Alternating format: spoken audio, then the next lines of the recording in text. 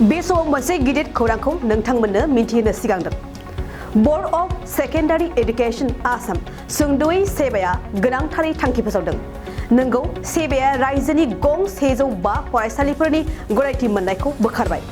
सेबाया थांखि लानायनि सायाव बुंदों, मेट्रिक आनजादाव गाज्रि रिजाल्ट जानायनि थाखायनो गं 105 फरायसालिफोरनि गनायथिखौ बोखारनाय जादों। बेफोरनि गेजेराव दं बिटिआरनि क'क्राझार, चिरां, बाक्सा आरो उदालगुरि जिल्लायावबो माखासे फरायसालिफोरनि गनायथिया बोखारजादों।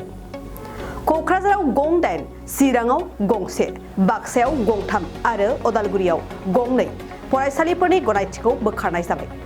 बेनि अनगायै गुबुन गुबुन जिल्लाफोरावबो मोजां रिजाल्ट होनो हायै फरायसालिफोरखौबो बोखारनाय जाबाय। बेफोर फरायसालिफोराव फैगौ 1 एप्रिलनिफ्राय थाखो 9नि फरायसाफोरा रेजिस्ट्रेशन खालामनो हानाय नंलिया। थारैनो जोबोद दुखुनि बाथ्रा दि रायजोनि गं 105 फरायसालिफोरनि गनायथि मोननायखौ सेबाया बोखांना लाफिनबाय। सेबाया फोरमायनाय बादिब्ला रायजोनि गं 294 फरायसालिफोराव 0निफ्राय 10% फरायसाफोरा मेट्रिकआव उथ्रिसारदोंमोन। बेखौ नोजोर होनानै सेबाया गोख्रों थांखि लादों। सोलिफु 2023नि मेट्रिकनि रिजाल्टआव मोजां फरायसाफोरा उथ्रिसारनो हायाब्ला आरोबाव गं 187 फरायसालिफोरखौ सेबाया गोख्रों थांखि लाबावगोन।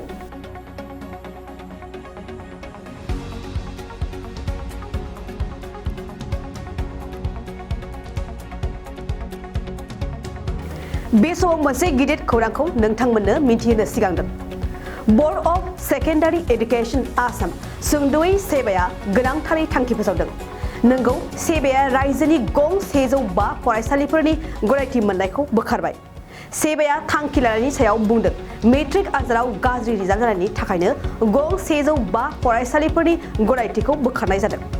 बेफोरनि गेजेराव दं बिटिआरनि क'क्राझार, चिरां, बाक्सा आरो उदालगुरि जिल्लायावबो माखासे फरायसालिफोरनि गनायथिया बोखारजादों।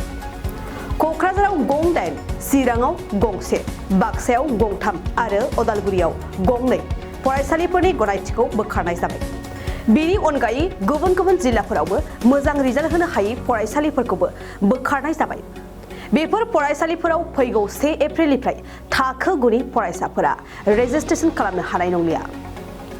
थारैनो जोबोद दुखुनि बाथ्रा दि रायजोनि गं 105 फरायसालिफोरनि गनायथि मोननायखौ सेबाया बोखांना लाफिनबाय। सेबाया फोरमायनाय बादिब्ला रायजोनि गं 294 फरायसालिफोराव 0निफ्राय 10% फरायसाफोरा मेट्रिकआव उथ्रिसारदोंमोन। बेखौ नोजोर होनानै सेबाया गोख्रों थांखि लादों। सोलिफु 2023नि मेट्रिकनि रिजाल्टआव मोजां फरायसाफोरा उथ्रिसारनो हायाब्ला आरोबाव गं 187 फरायसालिफोरखौ सेबाया गोख्रों थांखि लाबावगोन।